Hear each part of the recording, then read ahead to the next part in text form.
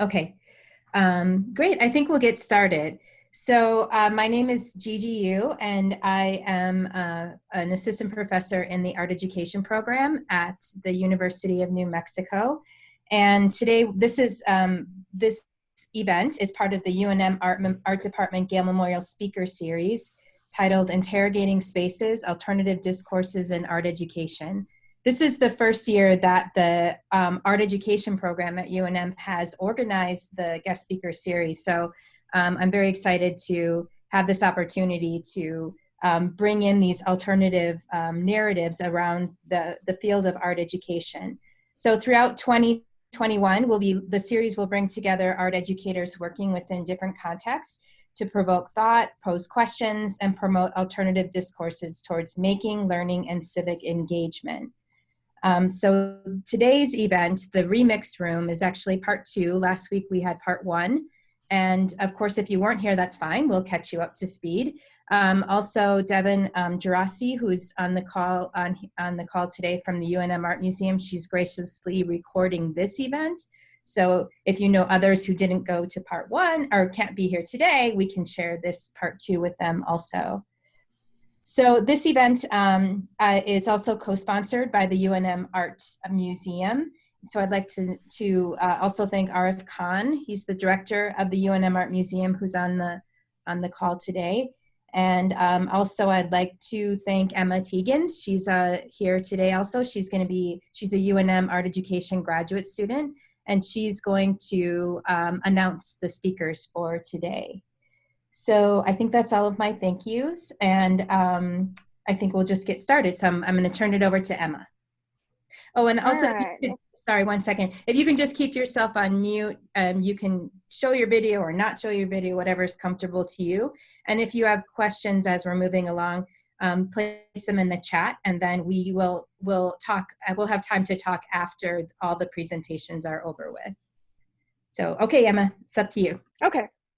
So our speakers are León De la Rosa-Carrillo. He's a remixologist and pedagogue. He is a professor and researcher in the art department at Universidad Autónoma de Ciudad Juarez, since 2005, where he leads courses on audiovisual art, ethics, and contemporary image theory. His videos, poetry, glitches, multimedia performances, and pedagogies have been shared in Mexico, the United States, and Germany, among others. We also have Tracy Quinn. She is the former curator of education and public programs at the University of New Mexico Art Museum in Albuquerque. She has worked in museums and community-based organizations for over 12 years and has experience teaching K-12 and university art and art education courses. Her interests center on the shifting expectations and modes of educational work in museum spaces, the museum's educators' position and experience within these changing museum paradigms, the integration of art education into exhibit spaces, and the inter-trans and undisciplinating potential of art education within art institutions. And then we have Megan Jacobs. Megan Jacobs is an associate professor of art in the Honors College at the University of New Mexico. Since joining the Honors College in 2015, she has developed a range of interdisciplinary courses that teach art and photography in dialogue with other disciplines such as women's studies and philosophy. Jacobs' creative work explores delicate relationships, our existence as material and concept, the interweaving between two partners in love, and the bond of parent and child. And then we have our host, Gigi Yu. Gigi is an assistant professor in art education at the University of New Mexico. She has worked with public schools, museums, and community-based art education for over 20 years. Her work has focused on early childhood art education and the study of the Reggio Emilia approach in diverse contexts. Her research focuses on creating communities of practice that intersect early childhood educators and art educators in collaborative action research projects, the study of pedagogical documentation, and curriculum development through relational experiences. Great, thank you, Emma. So I'm going to turn it over to León and Tracy, who are going to start us off with an overview of the Remix exhibit. Hi, everybody. Thank you for joining us. And I'm going to share my screen so we can do a bit of a virtual guided tour. But before I begin with the remix room, I would just like to take a second to acknowledge the passing of Julian Cardona, who's sitting right here in the middle. Julian Cardona passed last Tuesday, well, the day before yesterday. He was a photographer and a mainstay of the art and culture scene in Ciudad Juarez. But he was really a witness of life in Ciudad Juarez and an archivist of life in Ciudad Juarez, which is very precarious and very violent, but also very joyful. And I just want to take a second to wish Julian a farewell. And if you want to learn more about him, a good place to start would probably be this talk that he was a part of at the UNM Art Museum in 2013 called the Juarez Trio with Molly Malloy, Julian Cardona, of course, and Charles Bowden. Funny enough, he's the only one from Juarez, but anyway. And anyway, may he rest in punk, and we'll miss him. Thank you for that. Going into the remix room. And Tracy, you can cut me off whenever you feel like it. So the idea behind the remix room was basically to create a classroom where I would eventually engage students from different UNM courses in ways in which remix could be used as a way to question, to serve as different sort of questioning, a questioning instrument where the remixer, the person that remixes, is sort of forced to actively engage and actively remember the culture that has shaped them, the culture that has given us a name and a quote unquote place in history and probably in the world.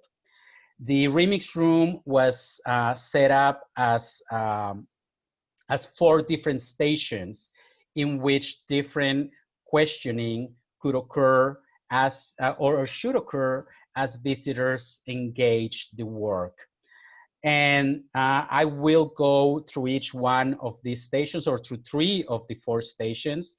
The 4th station we covered last week, which was the Every Game of Chess is a Remix station, which had to do with remix-based research, which, as I posted, the idea of research has always been based on remix, where the researcher is forced to dig through the material and the thoughts and the knowledge that other people have put forth, and then come up with something new to say about it.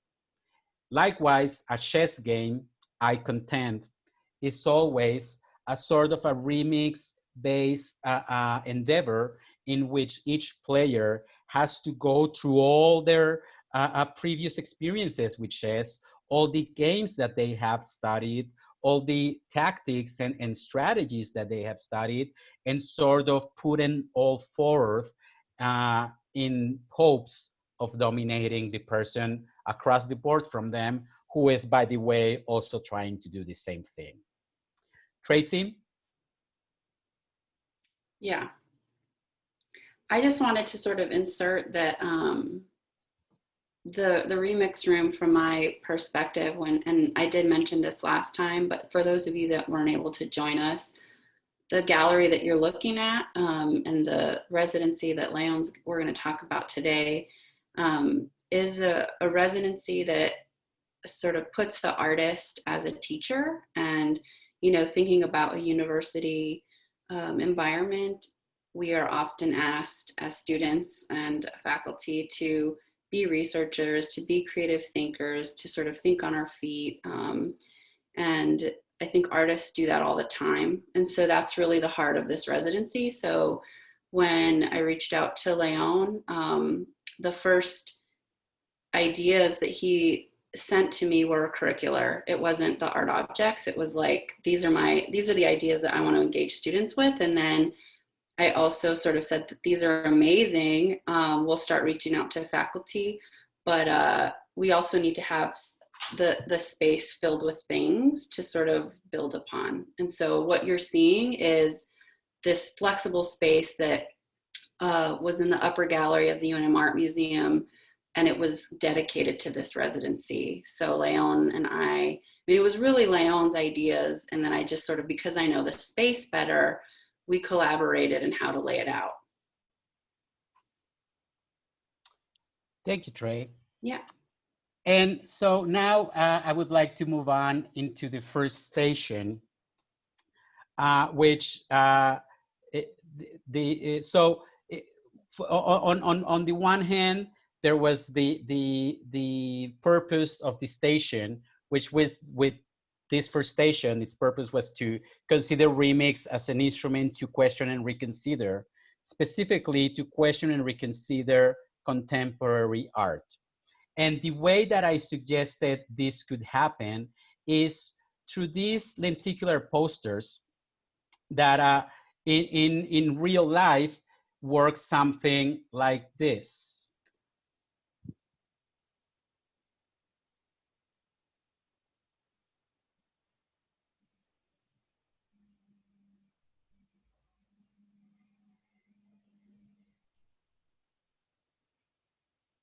Now, the predecessor to those pieces were animated GIFs, which were just constantly flashing from one frame to the other.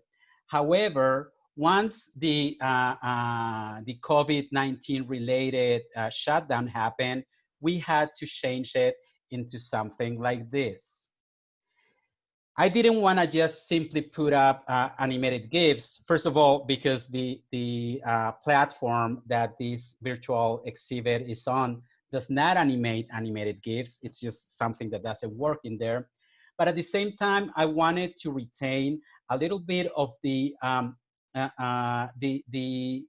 varying speeds at which you can actually walk across the lenticular posters. Now, the story behind these animated GIFs was I started working on them at a time when I was reading a lot of critical theory, and I was trying to understand critical theory in juxtaposition with contemporary art and kind of the narratives that contemporary art created, not only within a single piece itself, but also the narratives that that artists themselves lived, and then their predecessors and the people that came after them sort of inherited from them. And so the very first animated GIF of this kind that I created is the one that we're looking at right now, where I take the work of Golub, who's a painter and who created this series of 3 paintings called Interrogation 1, 2, and 3. And then I mashed them up with Regina Jose Galindo's kind of incredibly powerful performance piece called Confesión. I really enjoyed and noticed the time frames in which each of the piece was made. And I really like the idea of this interrogation process that took 27 years to complete, to finally gather a confession from a Central and Southern American population that has seen its strong share of military statehoods and military coups and dictatorships, and just all around guerra sucia, as we call it here in Mexico. And when I started talking to different instructors about collaborating with them, Megan Jacobs mentioned how she had used these pieces as a starting point for something related to her class, which I think she can tell us way more about than I could. So Megan, the floor is yours. Do I need to stop sharing? I think I do, right?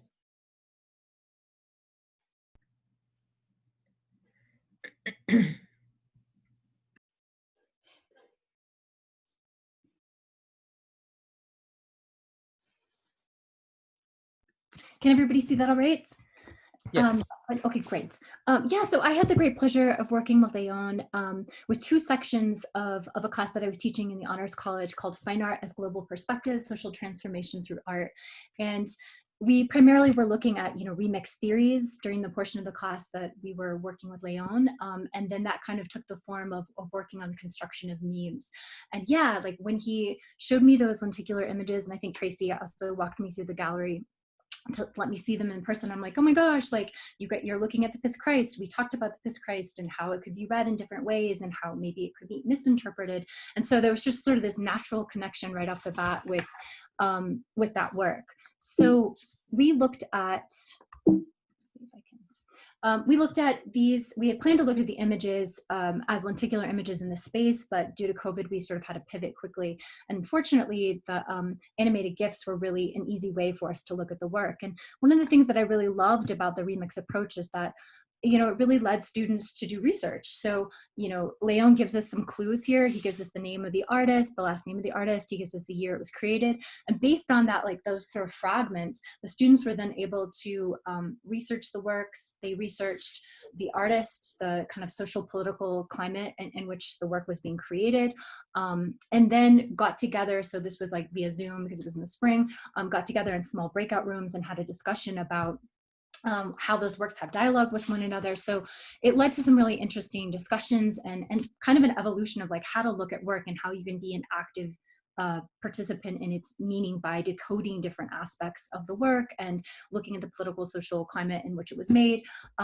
So I think that was a really great way to think about, begin to think about memes and the creation of memes as well. And so let me go to my next slide here.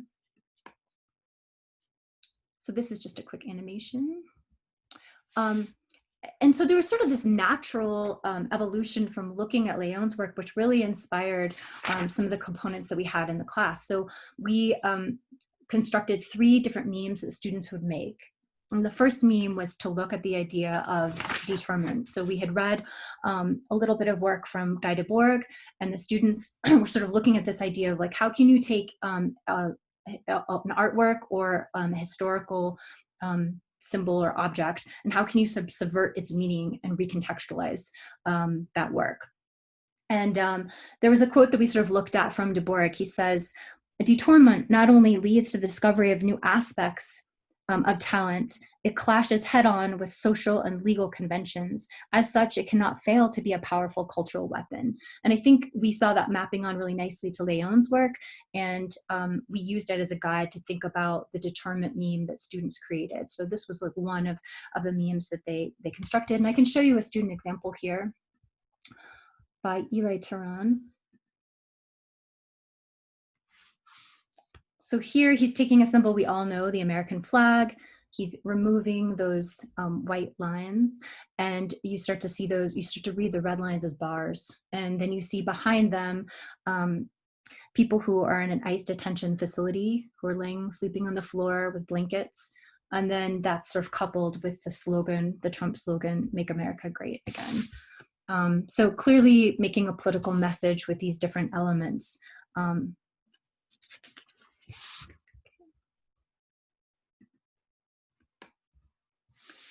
One of the other projects that we came up with was the idea of like taking some of the academic language and the class content that we had read. We had done a lot of like sort of theoretical readings. We looked at a host of different scholars such as Salman Rushdie, Guy Debord, John Berger, and it was a really interesting opportunity to take kind of like this dense language and to figure out how do we take this content and make it more palatable, more easily discernible, but still keeping the spirit of this kind of framing statement.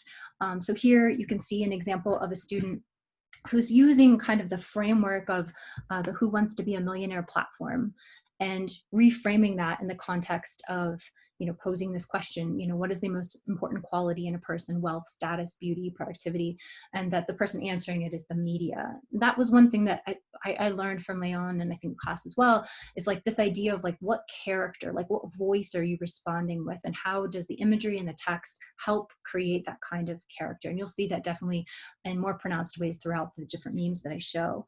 And specifically, this artist was interested in the idea of how Debord's description of the spectacle and how it forces us to sort of compare ourselves against the backdrop of society's valuation of status, money, and beauty. And she included a quote in her statement about the meme that I think was kind of interesting. She says, Debord describes the spectacle as capitalism's instrument for distracting and pacifying the masses. It is the advertisements plastered on the subway and the pop-up ads that appear in your browser. The spectacle reduces reality to an endless supply of commodifiable fragments while encouraging us to focus on appearances. For Debord, this constituted an unacceptable degradation of our lives. So it was interesting to see how students would be able to take this like really kind of dense, complex idea and how they could make that more easily discernible and visual. And so I think that was an interesting part of this particular meme prompt that we created. And then finally, I want to show a couple of different examples of the social meme. So this was sort of the third prompt that we gave students. So everyone created one from each category.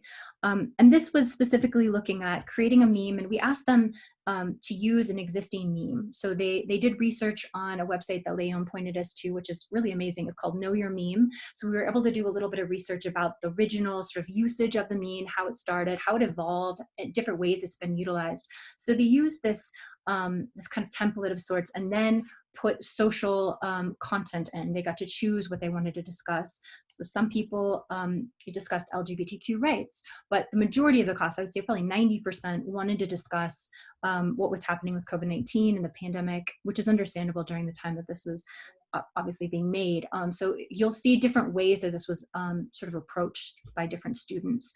So you can see this image on the left kind of deals with this with a hint of maybe a little bit of hint of humor, but definitely using the voice of this character from Parks and Recreations. I don't know why everyone is buying toilet paper, and at this point, I'm afraid to ask. So there's this humor, but also it was interesting to hear this student talk about how he was working in a grocery store and he was seeing people like get in fistfights over toilet paper, and there was just sort of this like perplexing nature of like, this is not how people normally work and function, and how do I talk about this or grapple with this idea, and is humor a way of approaching that? And then you can see on the right image, this student is using like the Baby Yoda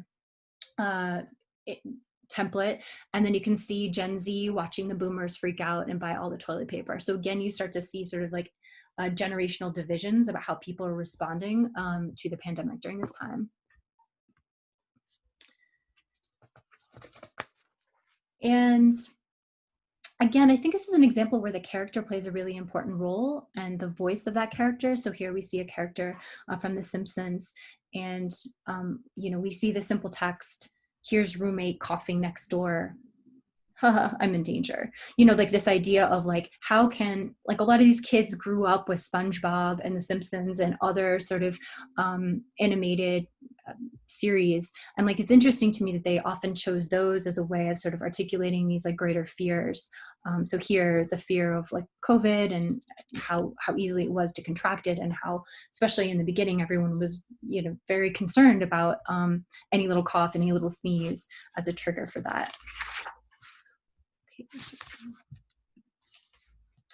I also think you see generational kind of moral dilemmas that are played out within these memes.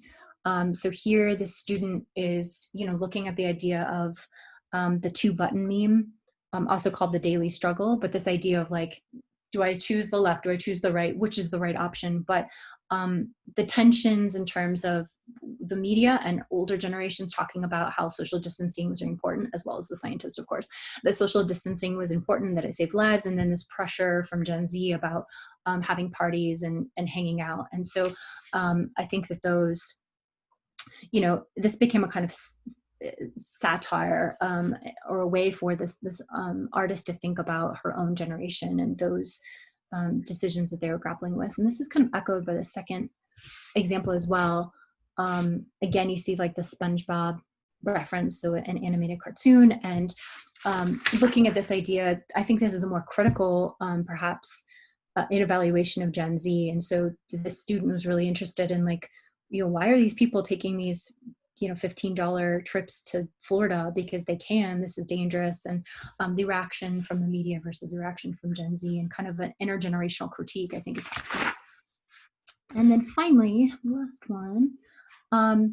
So I also think that there were also issues about like how COVID-19 was being discussed in the news. If you remember, during this time, President Trump was using language like the Chinese virus to describe the coronavirus. And this directly, this particular meme is directly discussing that and the ramifications of that language, which led to racist acts and in some cases brutality against Asian American people.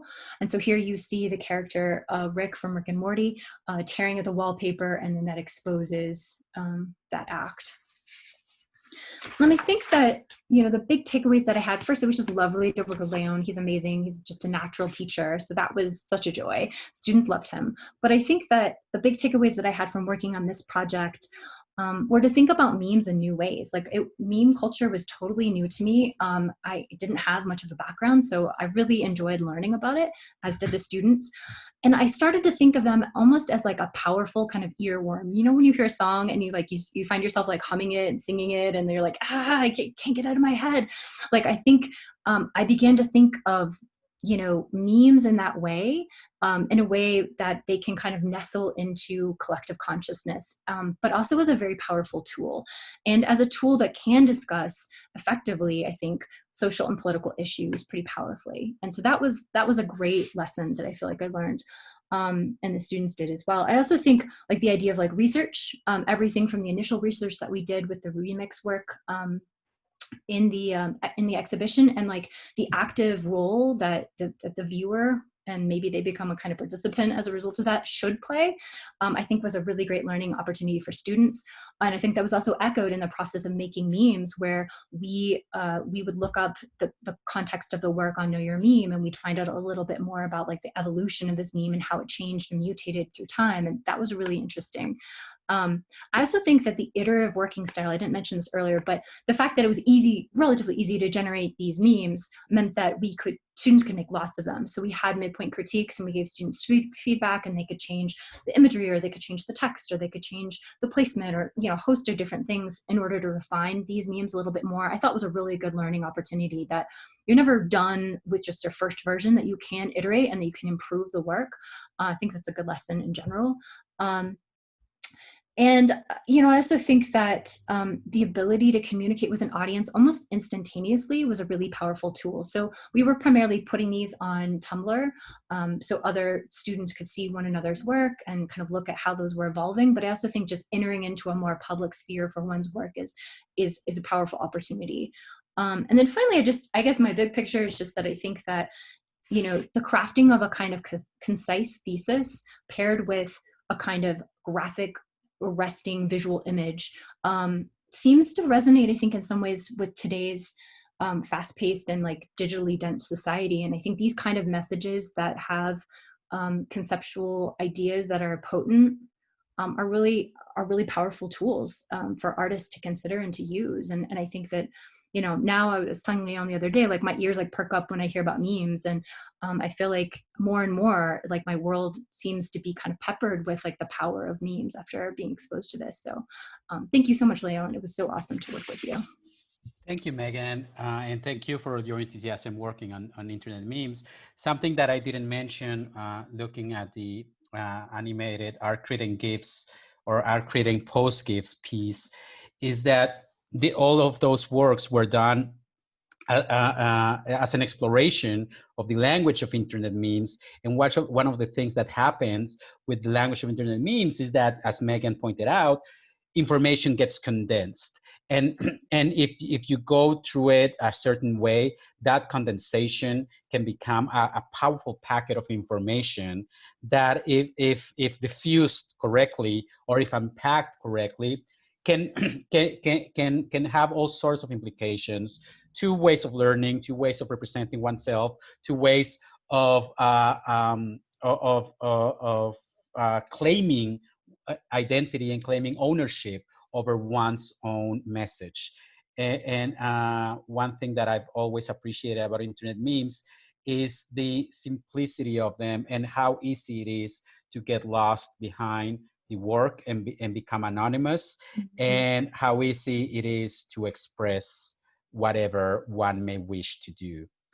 Soila has a question. We'll come back to those questions, Soila. I'm going to move on to the next station. Thank you, Megan. Awesome, thank you.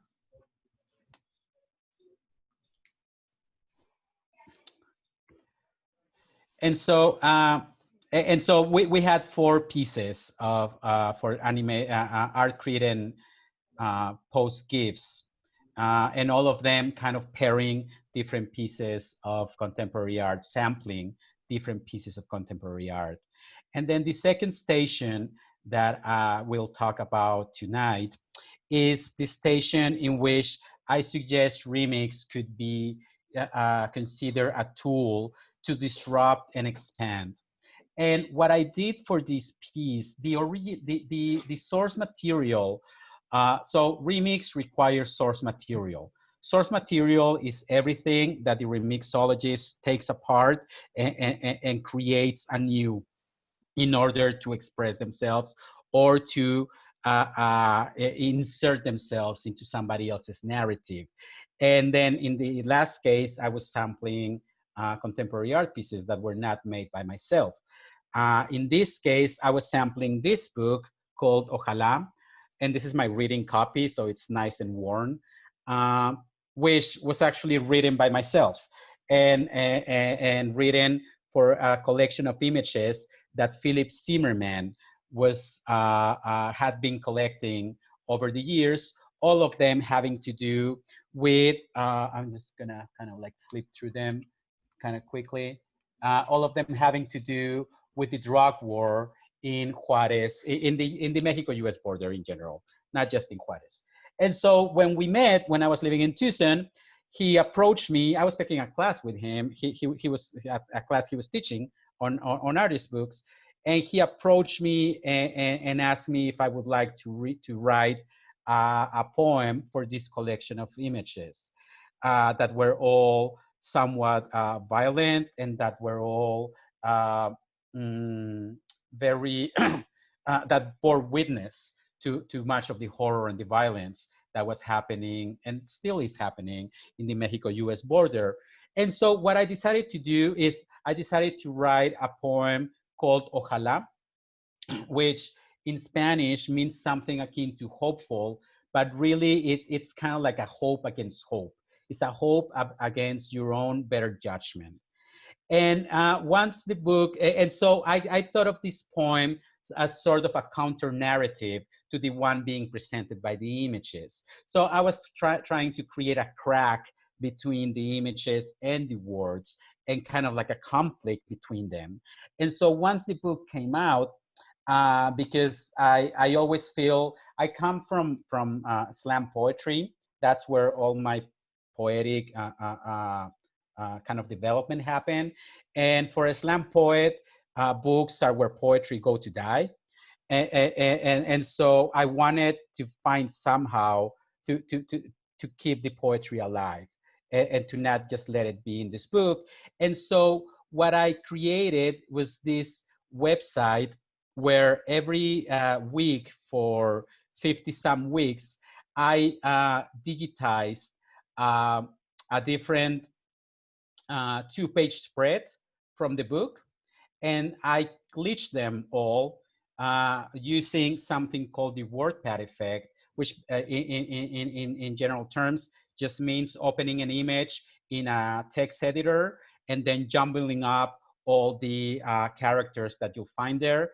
And so I would insert a lot of new poetry into all these characters, poetry that I never wrote anywhere else. I would just write it in there. And so it's poetry that doesn't exist except literally inside the images, inside those digital images. And so I would create animated GIFs out of these glitches.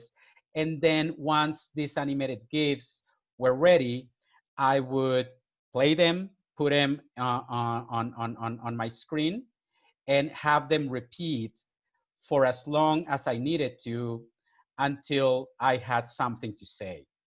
As soon as I had something to say, I would turn on the recorder and I would just speak directly into the recorder.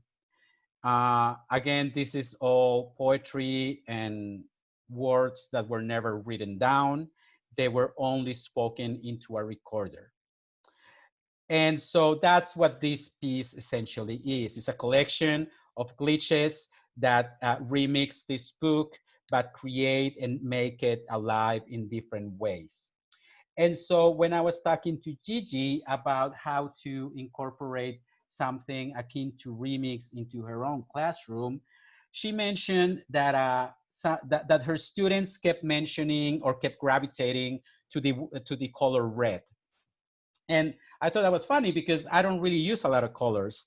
I remember when we were talking about the exhibit, the exhibition, the responsible for the exhibition kind of gave me this big swatch of colors, and I just looked at it and I said, I don't know what to do with colors. And I just gave them to Tracy and said, you decide, because I really don't have anything to do with colors. They kind of give me a headache. And so when Gigi's students mentioned that red, or when Gigi mentioned that her students talk about red, this is the only thing that I could think of is, oh, so they must be gravitating towards the glitches. And this is where Gigi comes in. So Gigi, the floor is yours. Okay, thank you. So I'm going to tell a little bit about the course itself that I was teaching. I will share my screen because I think it's helpful to understanding where we were at, I think, in our thinking, both myself and the students. So the course that I was teaching when the spring semester of 2020 is called the Curriculum Development in Art Education. So I find the word curriculum sometimes challenging, and although I've been teaching for many years, over 20 years, both with children and adults, I still ask myself the question is, what is an art curriculum? I've often been in situations where I've worked in public institutions where the idea of curriculum can sometimes be frustrating. So I'm mentioning this just because I think it will help us to understand a little bit about the course and the students and sort of our mindset when we went to visit the exhibit. So I'm going to kind of talk a little bit more about that and then talk about this, how we created this experience with the students of making glitches. So in a teacher preparation course, when we think about curriculum, there's often an emphasis on developing lesson plans. And what happens is that students will create a lesson plan and then they enter the classroom, they try it out, and it doesn't always work as they imagine. So they're confronted with this idea of uncertainty and unexpectedness. So when I work with a curriculum development course, I try to think about, well, how can we experience unexpectedness and uncertainty? And also move beyond this idea of a series of units, lesson plans, and assessments. And again, also be an opportunity to experience and explore what uncertainty feels like, the experience of uncertainty, as also a valuable process, a part of the learning process for both students and for myself. So that kind of gives a thought about what I was thinking about as I was planning this course. So I often try to integrate ways to not only read and study curriculum development, but also to experience things such as working with materials in a way that's very open-ended, where students are challenged to approach them as if they've never met them before. So they're experiencing sort of the unexpectedness of the material when they encounter it. So during the spring of 2020, the students and I were thinking about curriculum in this way, and we were thinking about the potential of what lesson plans look like, interrogating sort of the boxes of the lesson plan and what goes inside of them, and pulling them apart and deconstructing it and moving them around and seeing how they could, I kind of like the words that Leon was using of disrupt and expand our thinking. So in one of my initial meetings with Leon in that spring semester, I was struck by some of the words that Leon used to describe himself. He described himself as a curator more than a professor, that he brings into the classroom not only material that he knows, but also brings into his work that what he doesn't know to build new understanding. So I thought that was an important piece to highlight to the students about how he thinks about learning, and also that he's transparent in this conversation as he shares with his students how he is building the narrative. So this initial conversation brought to light how we might investigate curriculum as a creative process. as a creative practice through Remix. And I remember both of us being excited about words like messiness and failure, which again, doesn't often come up when you think about creating curriculum. So the students and I had one opportunity to visit the Remix room, the exhibit prior to the COVID-19 quarantine. And I think it was literally days before the quarantine happened. So I think Tracy's shaking her head. So we didn't have much time to interact with the exhibit. And so when we visited the exhibit, students I asked the students to think of questions that we might want to ask León. And these are some of them. We were asking questions like what classifies as remix. I think students were grappling with what remix means, but also how far must something be remixed to be classified as remix? But students were also still seeing themselves in this teacher, like preparing to be a teacher role. Like, how can I find evidence of learning in remix, or what are some of the ways that you have taught students remix? And what I was really hoping for was that students would experience remixing as a way to then think about how that might connect to different ways of thinking about teaching and learning. So then COVID-19 disrupted our lives, and as the course converted to a virtual classroom, I was wondering how we might maintain a sense of community, collaboration, and also this idea of co-researching. So prior to the quarantine, León and I had not really settled on a specific project. So talk about uncertainty. We were uncertain actually of what we were going to do together. And so we decided to focus more on this idea of experiencing, of creating together in this virtual space and the process of creating the glitch. So I also found it so fitting in these ways that I still have trying to figure out how to describe how glitching was actually what we were living. We're living in a glitch, and what that actually could mean. So how we began is we asked the students to photograph images of their current reality. And what's interesting about that is that we often don't really know what students' reality is outside of the classroom. So they were sharing images of their home, their children, their pets, their computers.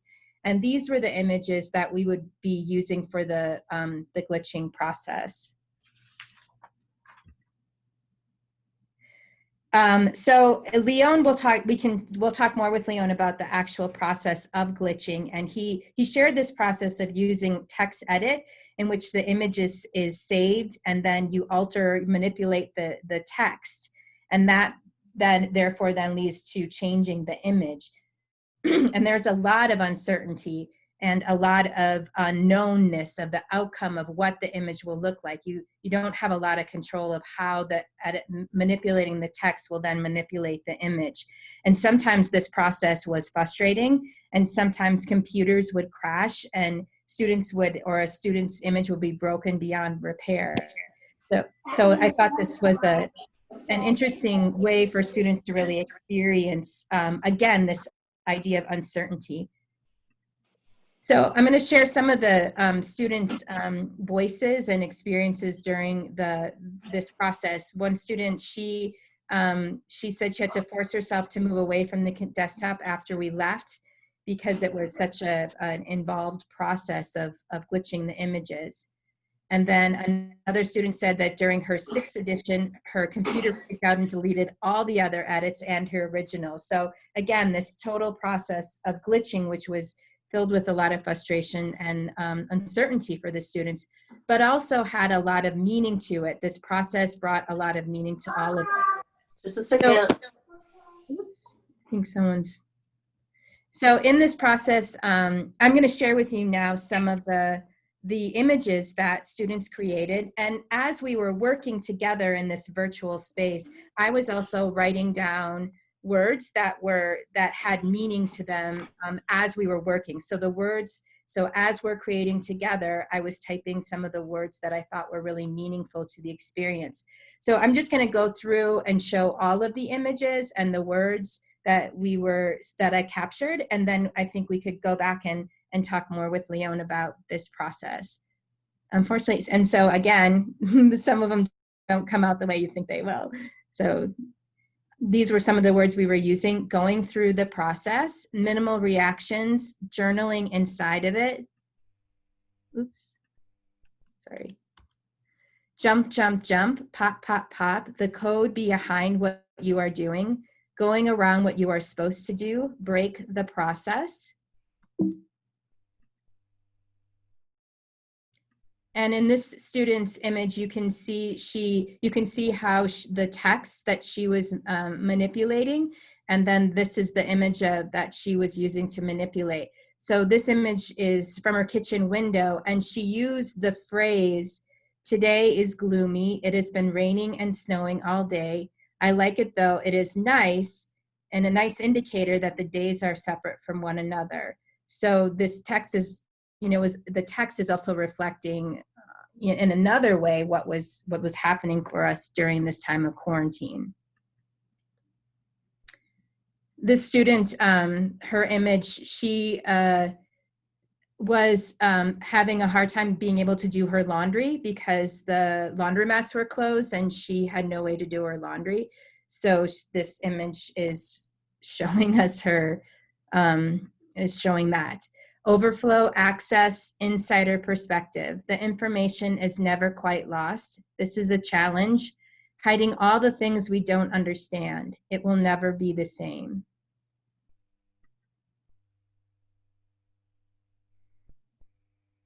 Another student's image. Vulnerable in a state of letting go. Disrupted state of mind, it's a path.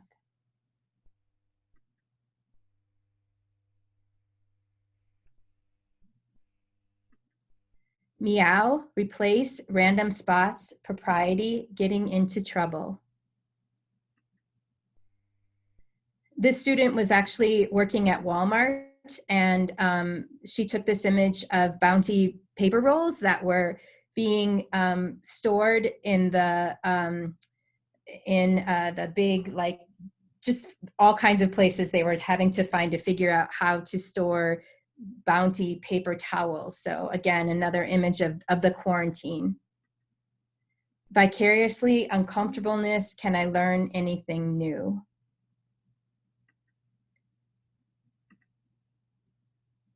So I'm gonna stop there and hope that Leon will chime in with if you want to go back and look at any of the images, or also share your thoughts about this process of working together in the virtual classroom.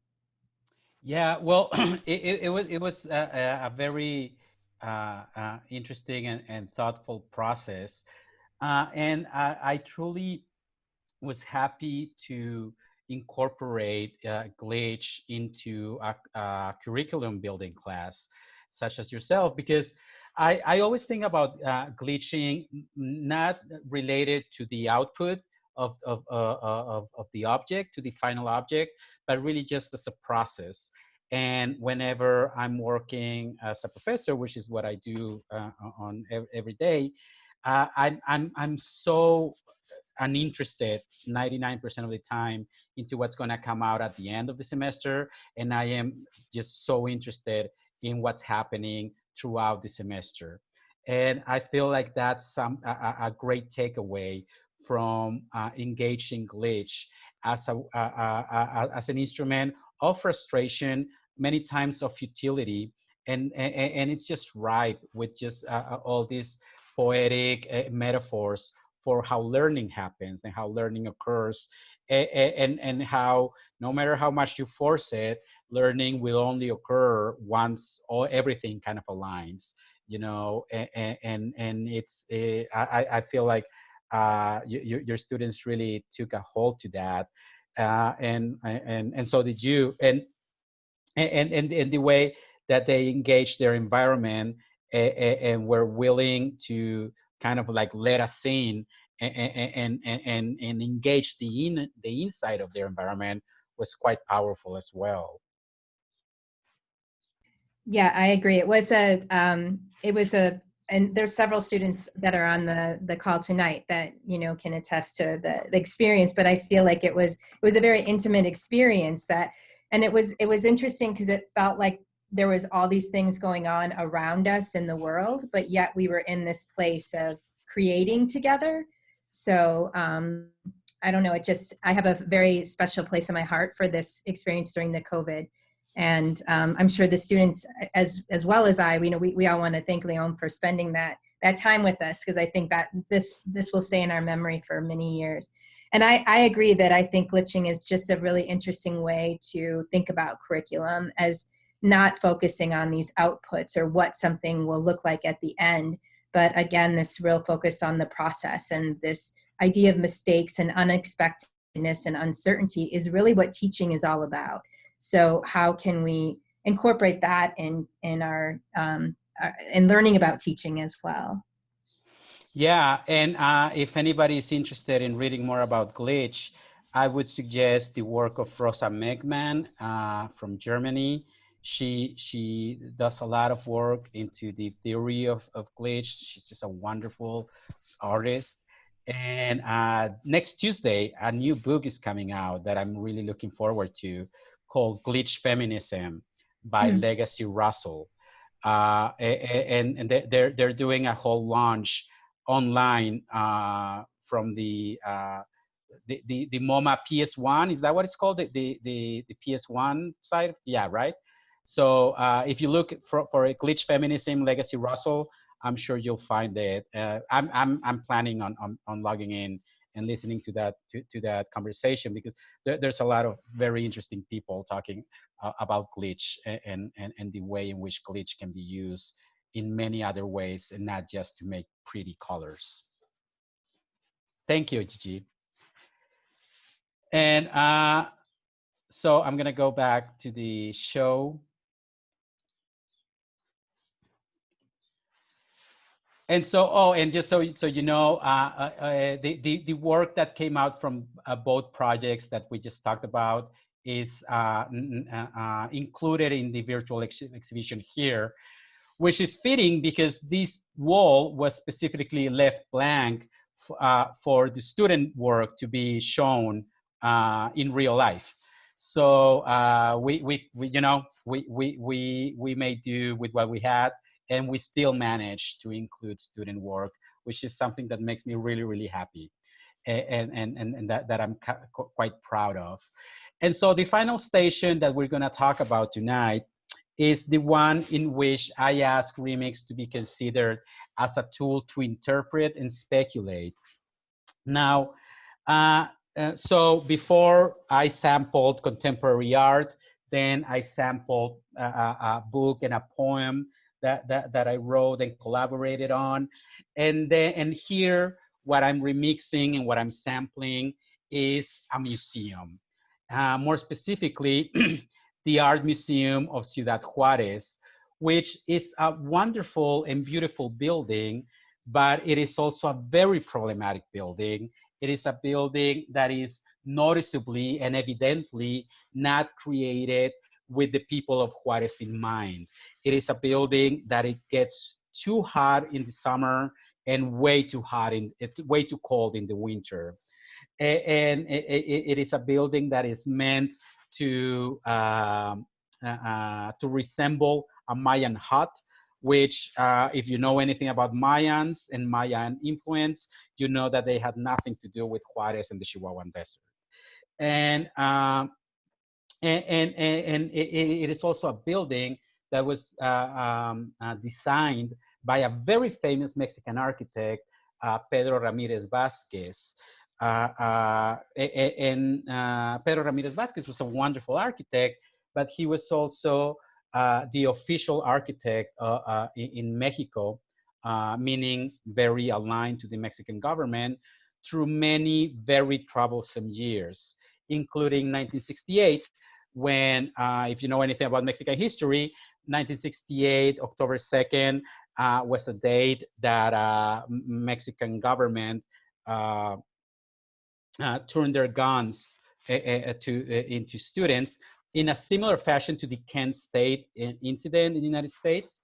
And about 300 students were murdered that day in La Plaza de Tlatelolco.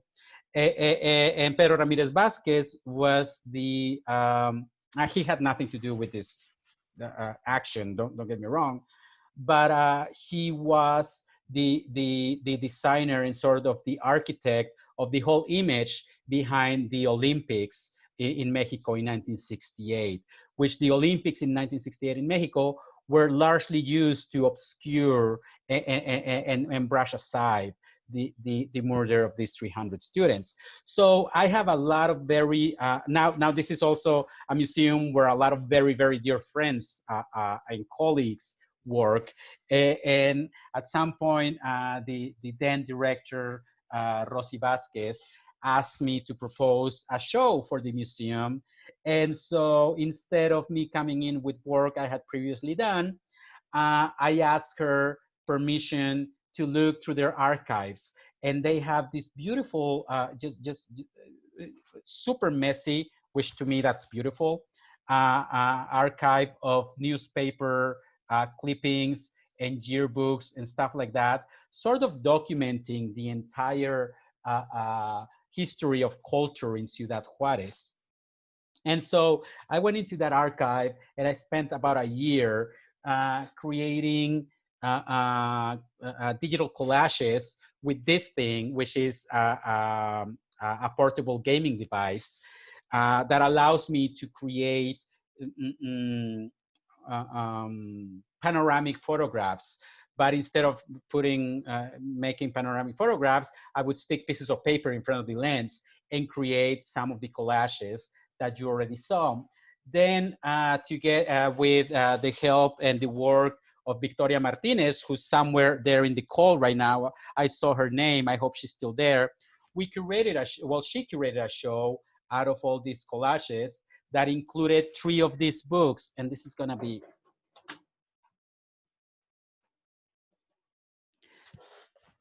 can you see that book?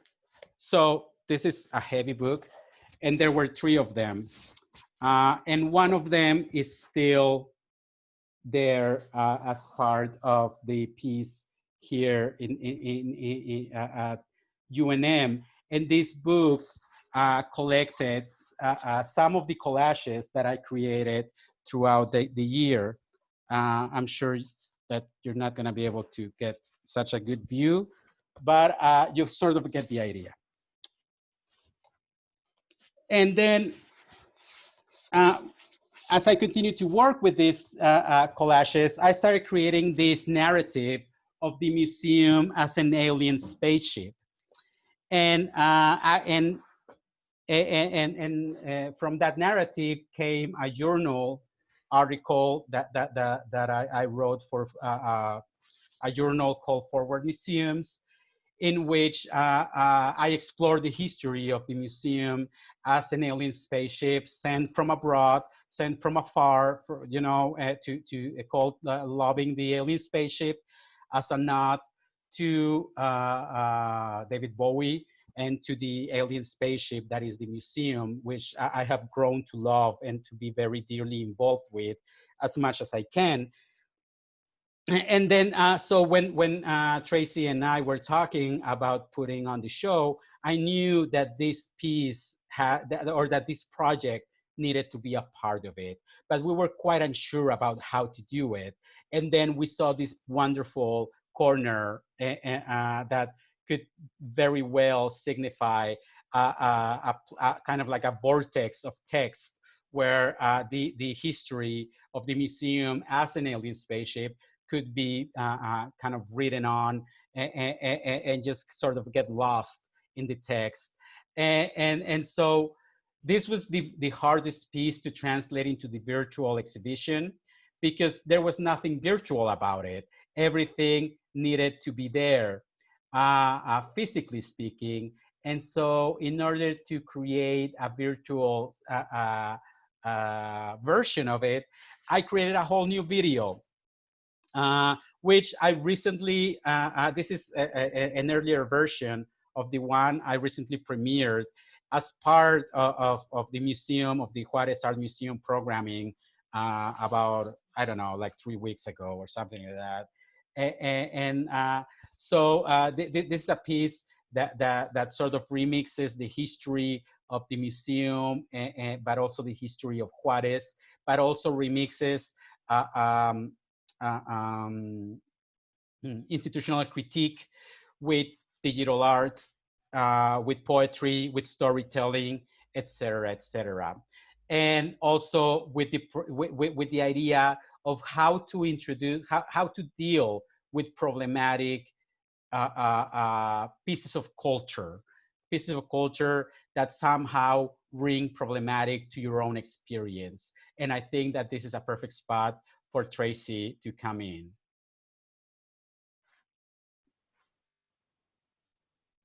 Thank you, Leon. Oops, wrong.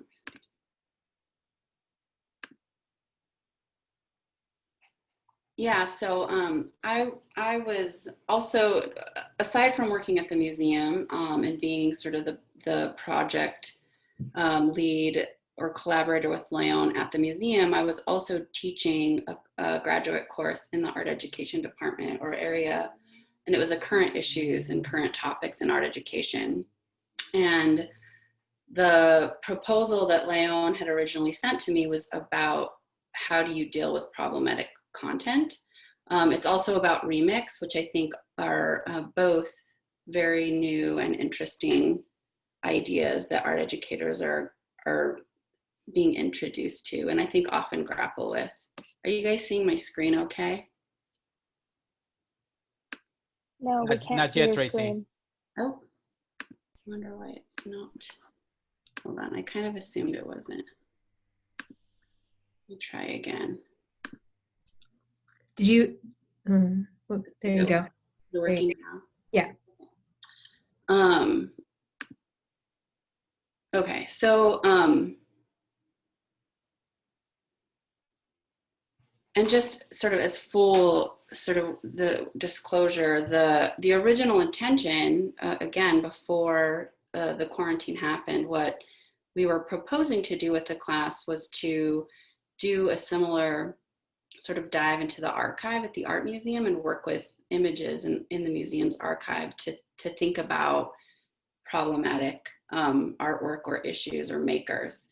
And having students then writing labels. And that did not happen. And instead, we sort of ended up just having these really amazing conversations. And we were going to write labels about other things. And then I had 3 really sort of heartbreaking deaths in my family. So the semester was cut a day short. And so the end product never really came to be for a lot of the students. But like Leon said, I think just even the idea of discussing and sort of working through remix as a productive way to approach these ideas was a lot more fruitful than perhaps those products would have been anyway.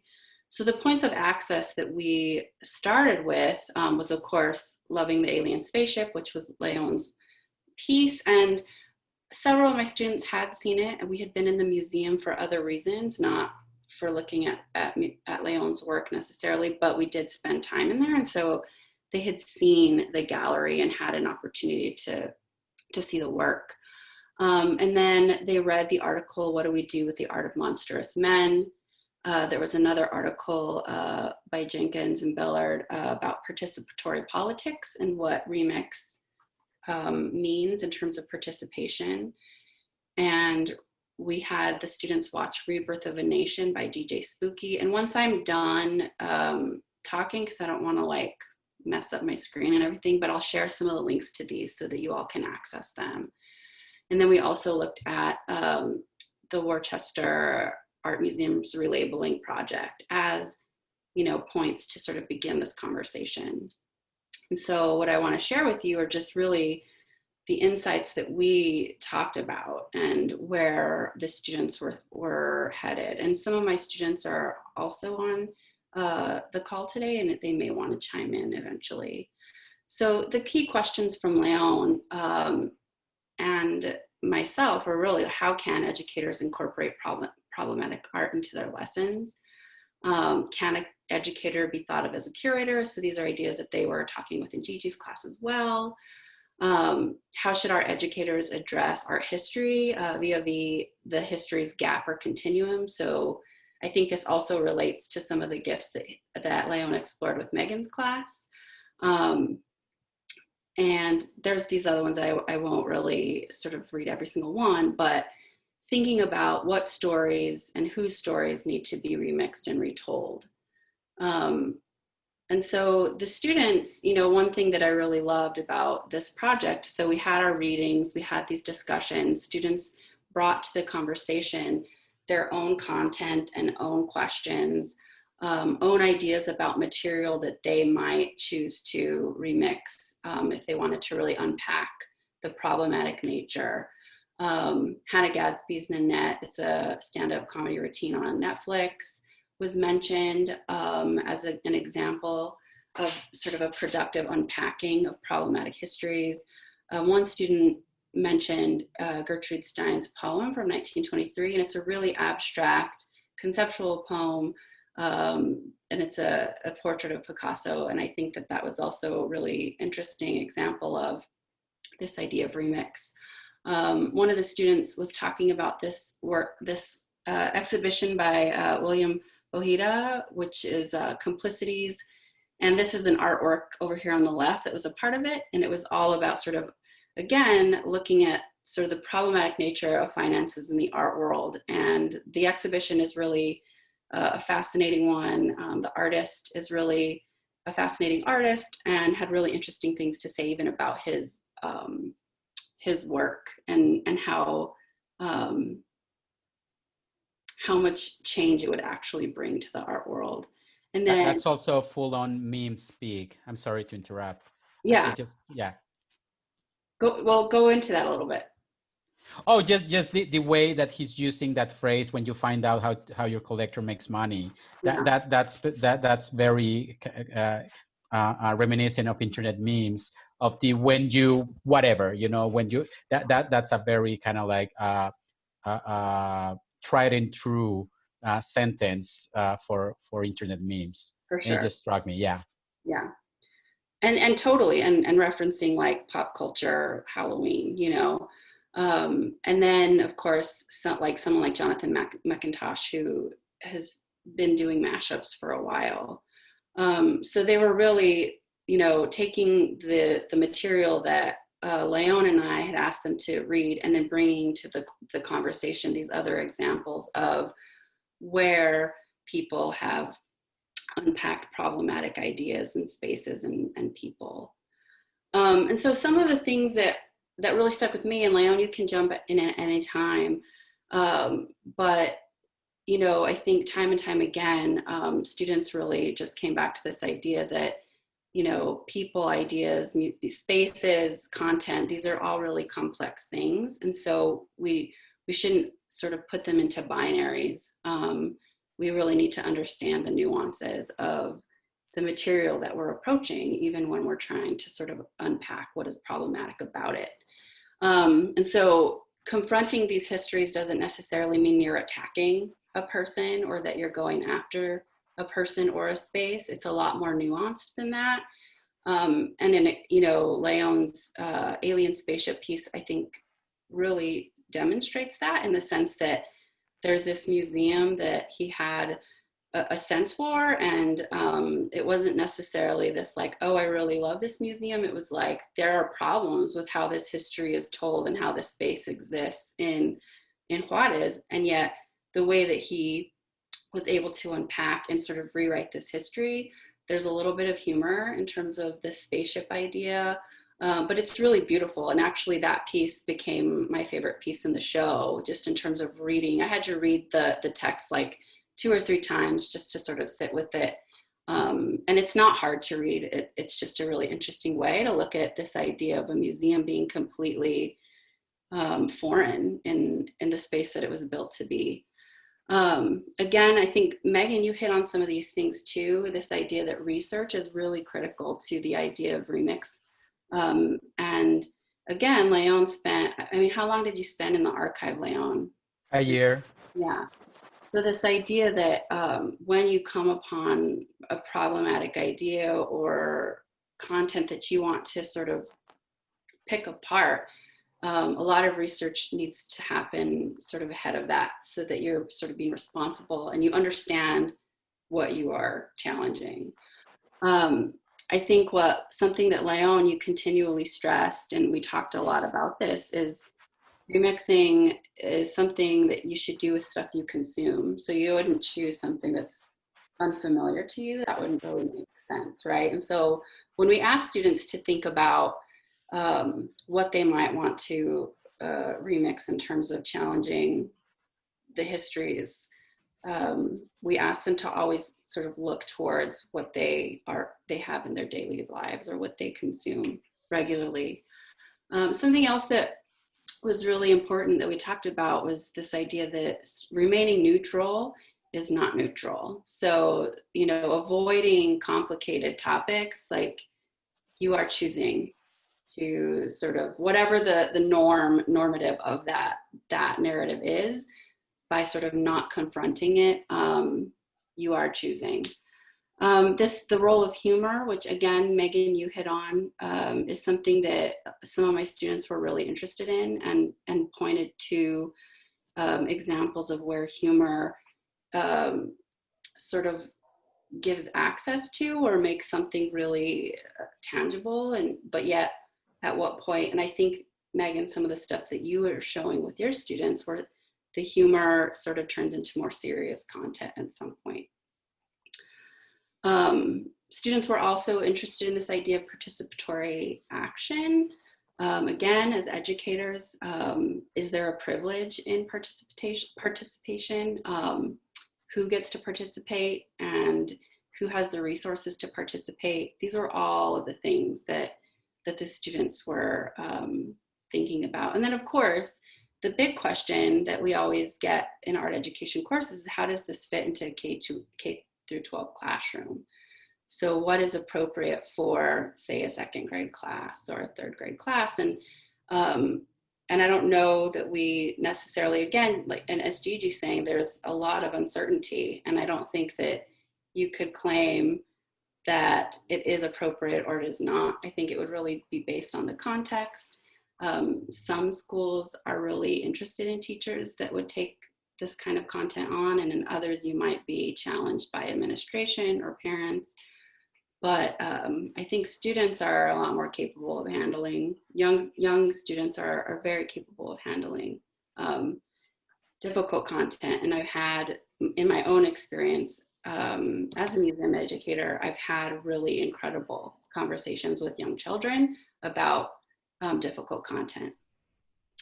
Yeah, and then this idea, again, I think also as educators, we're always looking for measurable. This is a question that I pulled. A lot of these are ideas that I pulled right from student responses. But one question was like, how can remixing yield measurable shifts? And so we're always wanting to measure something and know, like, how do we know that we went from A to B, or is the remixing actually transforming? How do we know that it's transforming the content? So these were just really, I think, the top conversations that stick with me. And I don't know, Leon, if there were anything that you remember that I'm not covering here. No, I think that this is a great summary of ideas. And there's a couple of things that I would like to say about some of them, if you don't mind. The idea, your second point about how confronting these histories does not necessarily mean attacking, or you know, it is more nuanced than that. Something that artists are so fragile, and they, you know, and most of us, I guess, I'm part of that, reluctantly. We do not like to be questioned, and we do not like to even sniff an idea that our purposes and our meaning and our reasoning is somehow malaligned or you know, somehow misaligned is probably a better way to call it. One of the things that I often think about when thinking about remix as a way to get through to get through problematic art is that in the program where I teach, one of the first big things that I introduced, one of the first big changes that I introduced to the program was the idea of having an ethics class be part of a visual arts program. And I had to fight every single professor in that faculty to get that approved. And if it wasn't for students being on the side of, yes, we do want to talk about ethics, I don't think that would have happened. But of course, as soon as I went away to do my PhD, they got rid of that class. You know, so and precisely because the sort of broad understanding of any ethical of bringing up any ethical issues towards art is that censorship is right around the corner. And one thing that I always kind of talk about ethics is that ethics, and I mentioned this last week in our panel, ethics does not offer answers. Ethics simply questions and questions and questions. And yeah, those questions can get quite uncomfortable quite quickly. Mm-hmm. But otherwise, you either cease questioning or you get rid of the work, and those two positions just seem very unproductive to me. I would rather think about ways in which the problematic can in fact be discussed and can in fact be distilled, but not without paying attention to what makes it problematic. Right. And then the last thing, León just asked us to sort of reflect as faculty. And I think it was really interesting because as the person who sort of, the residency is my brainchild, and last year when Nina was here, I wasn't teaching a class, and so I didn't engage with her as a teaching, as a person who was teaching. I was just the museum person. And so for me, what I really sort of take away from this is I really like collaborative teaching. I really like collaborating with artists and other educators. I think it was really rewarding and thought-provoking for me, even though I know León's work and I've spent time with it. Having this much time to really sit with it, I learned a lot more, and I was really inspired by how he approaches ideas in teaching. And then also having students think like a remixologist, which is what you, sort of the term you use a lot, León. It made a very conceptual project very tangible. And so, you know, something that this happens across, like, no matter what kind of art you have students engage with, I think we really need to spend more time with ideas and objects before we sort of make any sort of, I don't want to say judgment, but assessment or opinion. And the work, you know, when it's on the wall, it was really conceptual. You know, the ideas are really very interesting ideas, but it takes time. And so the residency, at least for me, and having you visit my classroom, virtual classroom, like 3 times, it made it a lot more accessible, I think, and just that much more valuable. Thank you, Tracy. Yeah, thank you. It was like an incredible experience. Well, and thank you for the invitation, because you were really kind of like the engine behind all of this. And I so appreciate it, and I so appreciate your work. And Gigi, Megan, your enthusiasm and your engagement of the work was so powerful and so meaningful to me. So thank you all, really. I really appreciate it. Thank you. Should we go into some questions from the chat? Is everybody still with us? Did we lose anybody? I'm sure some people have kind of gone in and out. So I'm just gonna go in order with the questions that were posted on the chat window. And I think the first one was from Soila. Soila, do you want me to read it, or would you like to read it? This had to do with the uncomfortable memes. Do you want me to read it? Yeah? Okay, so Soila asks, how uncomfortable the result of these memes were allowed to be? And I appreciate the Spanglish on the. Spelled it D-E. I'm always for some Spanglish. Thank you, Soila. So I think she's asking about the meme lesson plan, Megan. Yes. Do you want to talk about it?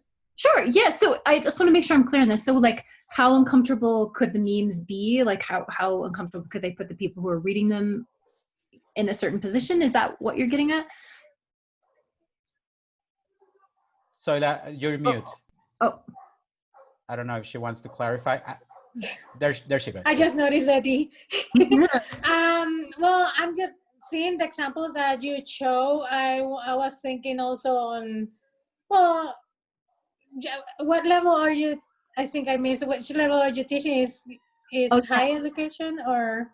Yeah, so the honors college is all undergraduate. So these are 200 level students. So a lot of them, this is their first art class. So I wonder like how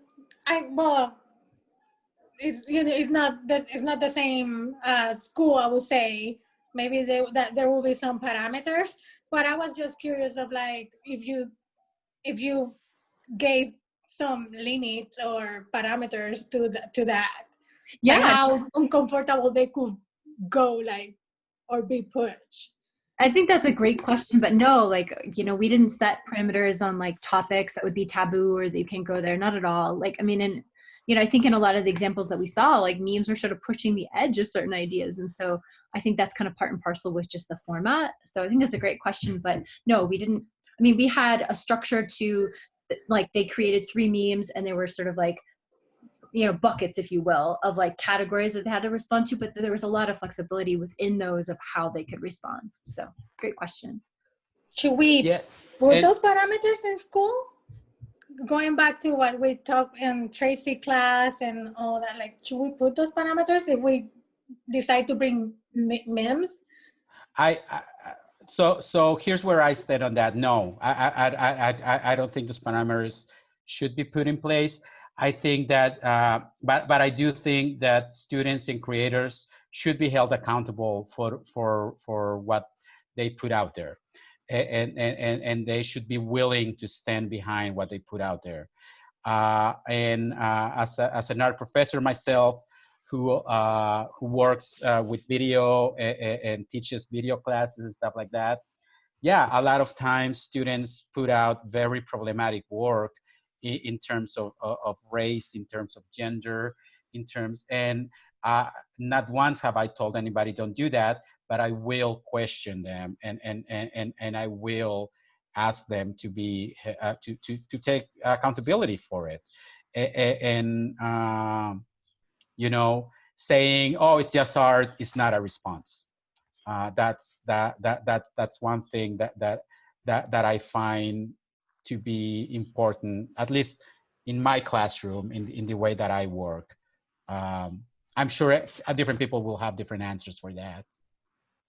Well, and I think you offered a really great article that was sort of looking at racism in memes that we had the students read, which was really helpful to look at, so that that this is a powerful tool, and it can be used for a tool for expressing ideas and articulating them. It also can be a tool for regurgitating like racist point of views. And so like they at least had that primer where it was like, you have to think about how you're using it. And we also had the students in the Tumblr write about why they made the decisions they made, like a kind of short artist statement or framing statement, if you will, about the work.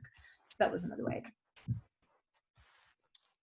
Okay, so thank you, Soida. Brittany King mentions that the study of memes, it's also called memetics.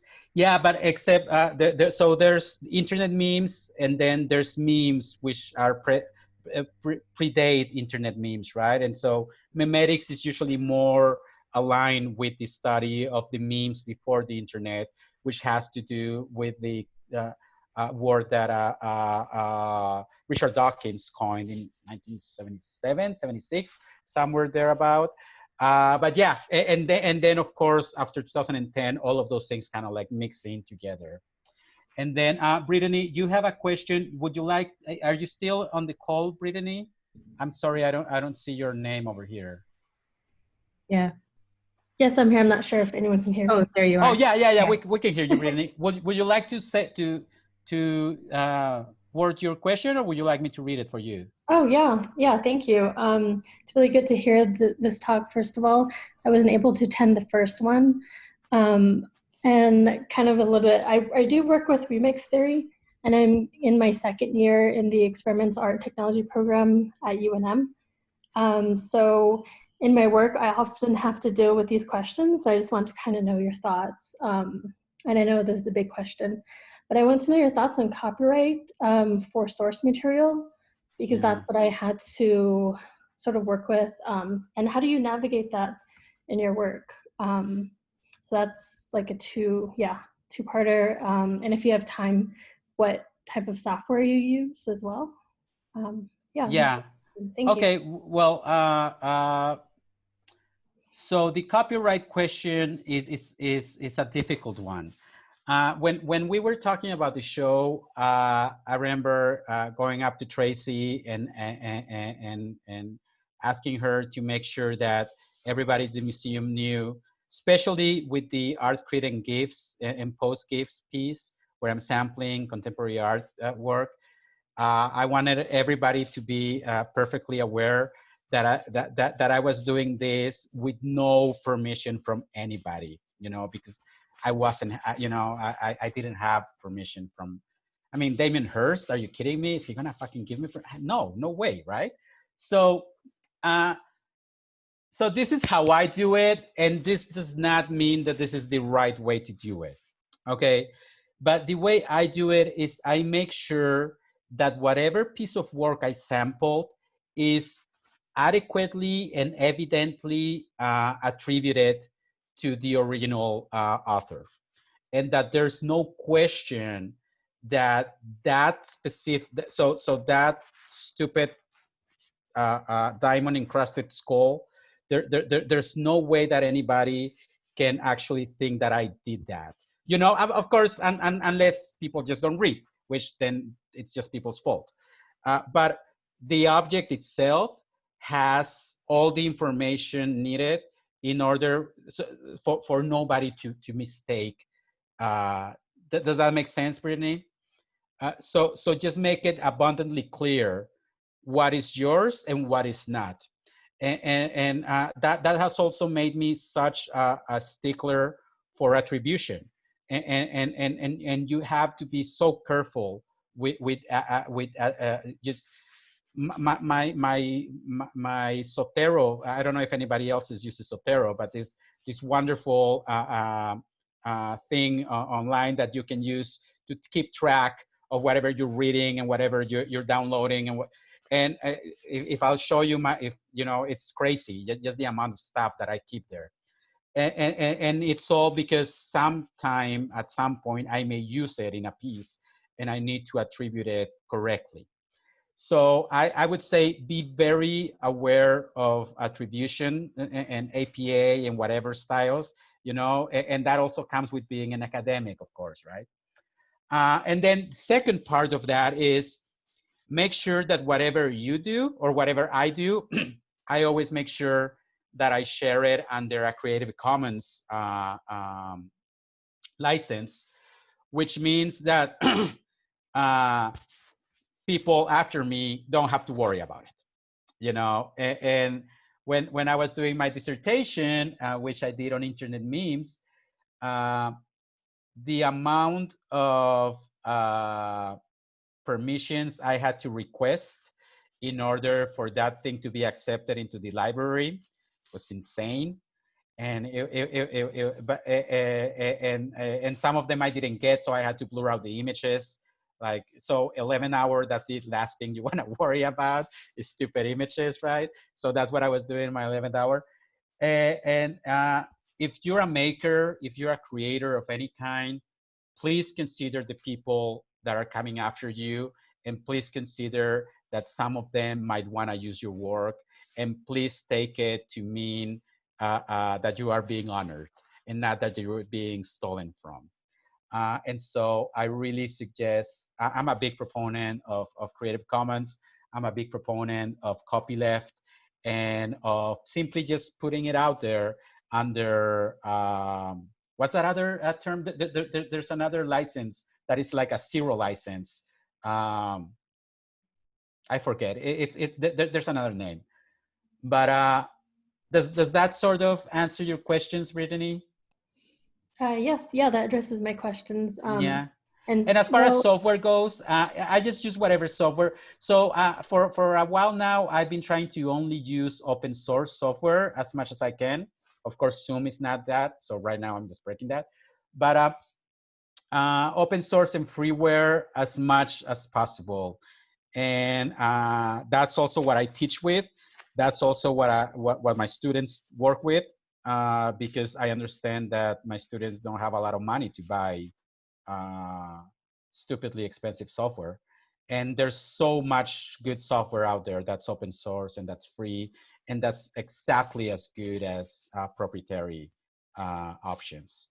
So if it's an image editing software, I'll use GIMP. If it's video editing software, I use a lot of DaVinci, which is not open source, but it is freeware. But I also use a lot of OpenShot and Shotcut, which are open source. And so, you know, I'm always trying to do that sort of thing. Thank you for your questions. Can you, Leon, Yeah. let everyone know you mentioned Rosa, the last name for the reading that you mentioned with the woman's first name. Oh, Rosa Megman. I'm gonna yeah. Can you write please it here on the chat. Yeah. Thank you. There you go. There she is. And the book, the one that's being launched next Tuesday, is by Legacy Russell. I'm gonna write that one as well. Thank you. Glitch Feminism. I'm so excited for that book. I'm really kind of like jonesing at it. There's a question from RFCon to Tracy about the museum. I'm trying to find it. If Tracy could speak to the challenges, rewards to organizing, presenting this type of project in a university museum space. And he said to speak freely, Tracy. I also personally want to thank Tracy for inviting me to be part of this project this semester. So you want to add anything, Tracy? Yeah, sure.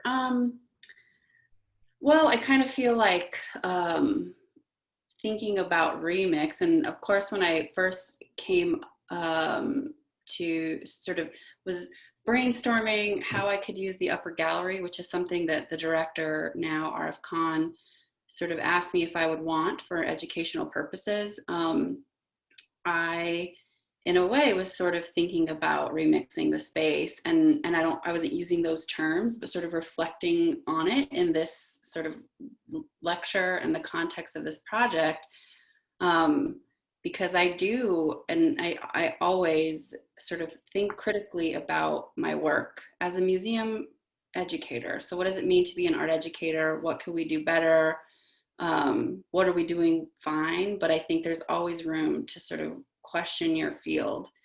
And so the upper gallery was my way of doing that. And I do think museums are still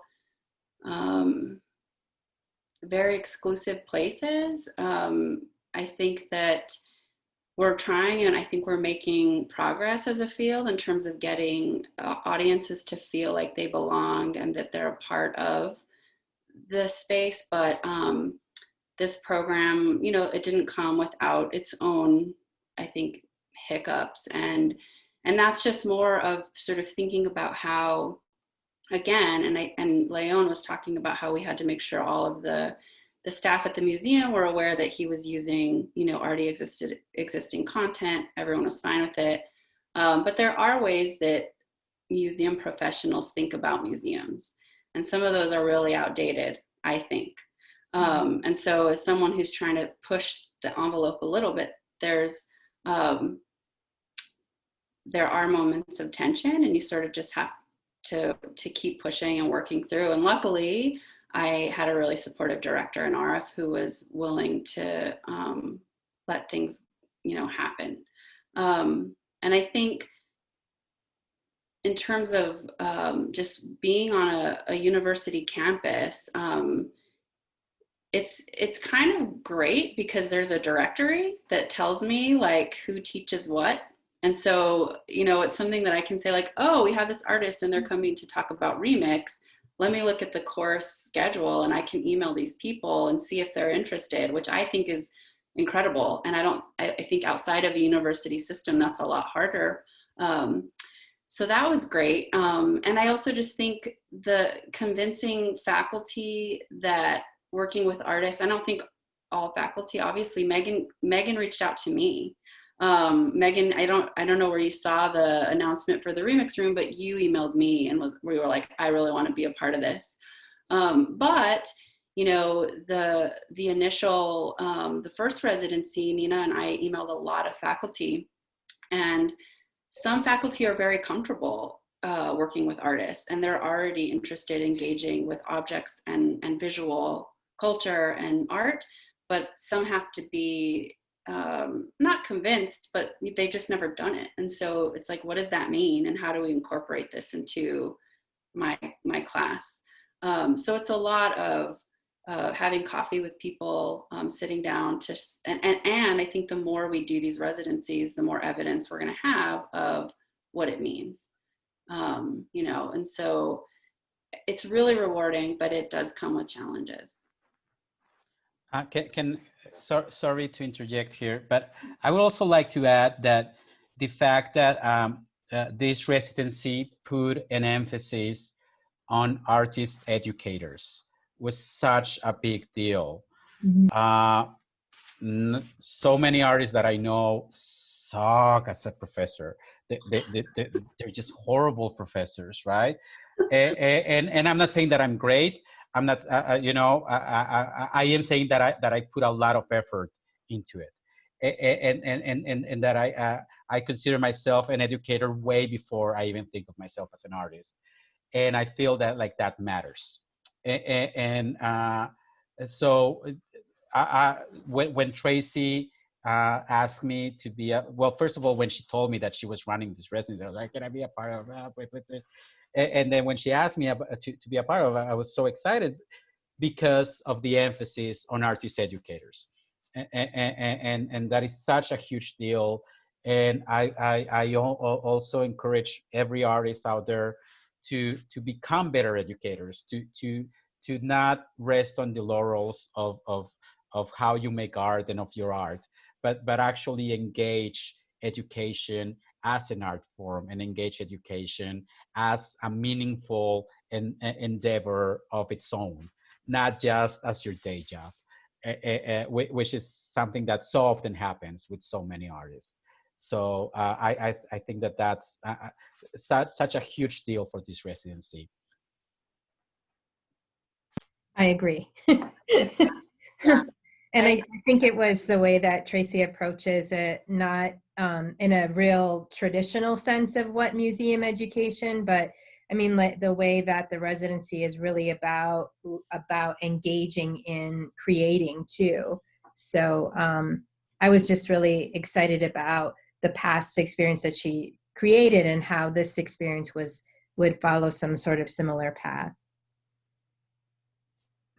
Yeah, I think that artists are incredible thinkers. I think that they process ideas in ways that are really complex, and like, why aren't we as a university just really, you know, capitalize or you know, like just collaborating with them in a way that students have access to them, because it's fascinating. And anytime I'm engaged with an artist, and if I'm able to create alongside of them and sort of think like they think, the way that I learn is different than if I just sit and hear them talk about their work, which is also very interesting. And I do learn, right? But I'm also thinking about, as educators, we do, like, what does it mean? How do we learn? And is sitting in front of a lecture always the best way to do so? So that's also a key part of this residency. I think what was really nice about this experience is that, and this is something you talked about at the end of your last slide, but like not only did our students get introduced to new ideas, but like we learned, right? Like we were sort of like students in the classroom at the same time, and that's such a good place to tread in, I think, because you have empathy for what the students are going through. But I thought it was a great experience just being able to be in the classroom with León. I learned from him as an example and the kind of dialogue we had with students, and it seems like others had that experience as well. So. Lillian, I do want a pop culture suggestion. She's asking me if I want a pop. Lillian, yeah, Lewis? so I was hoping you might take the bait. I'm really. I always take the bait. No, I just have to say, I came last week, and you've really got my brain working because it's coinciding. I'm presenting on Saturday at the International Visual Literacy Association conference, and oh, I love that thinking conference. Yeah. So, and I'm presenting with a colleague. We designed a game, and I'm interested in games in general, but I'm also interested in glitching. And I worked with Eduardo Navas at Penn State. Oh, wonderful, yeah. Yeah, for like a 1 degree of separation, because I was so fascinated with Lev Menovich. And so I thought, well, this is the closest I'll get, right? And it was fantastic, but I love the intersection of glitching and gaming. And so when you started talking about chess, vis-a-vis gaming, I just, apropos nothing, but I have to share it with you because I think that it'll resonate with you, that I recently watched anime, and it's like a second iteration of the anime, which is in a way a remix. And but you know, of course, every anime comes from a manga, and it's a well-written manga that I've not read, but for friends of mine who said, oh yeah, you should read the manga. Apparently it's better. This particular anime though is Hunter x Hunter, and I think it started in 2011 and runs through 2014. There are several seasons, but there's a season particularly that focuses on games, and it really brought to mind the power dynamics that you're exploring here, but also the idea that there's a certain sort of variability and strictness to complex games, and kind of took me back to my teenage years when I got really excited about Hermann Hesse, and I read the Glass Bead Game. And then I worked with a art history professor who was at the end of his career at Penn State.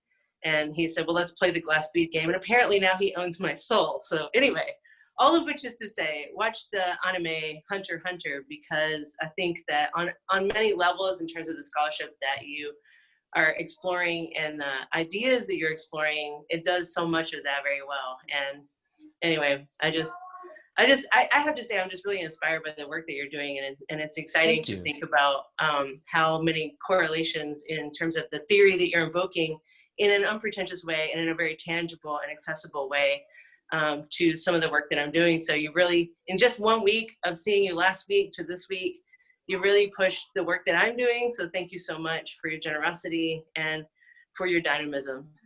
Oh, thank you so much. And to hear that from a student of Lev Menovich and Eduardo Navas, that means a lot. Well, not that you don't mean by yourself a lot. I'm not a student of Lev Menovich, but the one thing I will say I told my students, I said, you know, you have to think about that the medium really affects what happens. And so I was a little bit of a fangirl of Lev Menovich's work, but I would never email him, and I would never go up to him at a conference. But I started just asking him questions on Twitter, and he started responding. Yeah. And so in some ways, it really gave me the courage to ask Eduardo if I could study with him, because he was teaching in the MFA program, but I was working on my PhD in art education.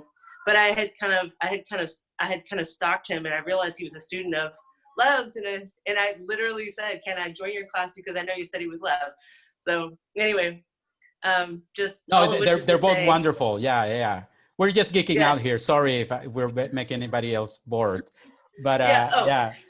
So I hit pause, but anyway, I just wanted to share that with you, and thank you so much. Thank you. And I'm glad that you enjoyed this. Thank you so much. I don't see any other questions on this chat window. Well, Adam Vigil, I don't think I'm saying your name right. You're still here. How dank could the memes be? As dank as they wanted to? I think so. I don't know. Are there any other questions? Rene Palomares, you're asking about open source? Do you not? Renee, you're on mute. There you go. Sorry about that. No, you were just mentioning, I guess, the resources and stuff, and how you're using the Creative Commons as a means. And I just chimed in. I thought you're going to refer to open source, which you did. Oh, yeah. Thank you so much, Arif, for not letting copyright be a concern. It shouldn't be a concern for anybody, but it is, sadly. And thank you. And I think that's, oh, there's a question for Tracy. Oh, it's from Lillian again. Lillian, do you want to talk to Tracy about this? Yeah, in my incessant cyber stalking, I couldn't find her. So I was just wondering if I could get her contact information, because I'd like to talk more with her about residencies, and because I was just really inspired by how she approached Remix Room. I'll just put my email. I'm no longer at the art museum. We moved, but hopefully I'll land a job where I get to do this kind of work again. But there's my email address if you want to email me. Thank you. Yeah, thank you so much. It's not so much about the site specifically, but the conceptualization that you brought to this. Would love to talk with you a little bit more. So thank you so much. Yeah, of course. Great. Well, I think we're at the end. What do you think?